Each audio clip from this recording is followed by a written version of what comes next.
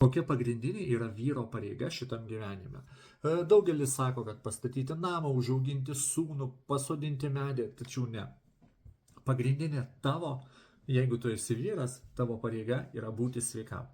Nes tu esi sūnus, tu esi greičiausiai vyras ir turbūt didelį tikimybę, kad esi tėvas.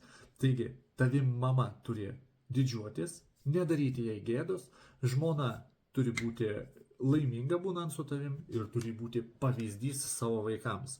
Nes niekas kitas tavim nesirūpins po 10, 15 ar 20 metų, kaip tie patys artimiausi tavo žmonės.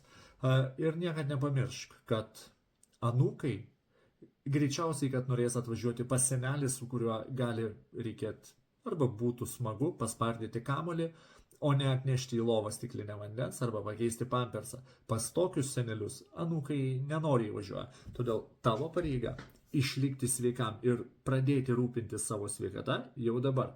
Ką tu vardan to darai? Ką tu šiandien darai dėl savo sveikatos? Jeigu yra klausimų, pasitarkim, parašyk man.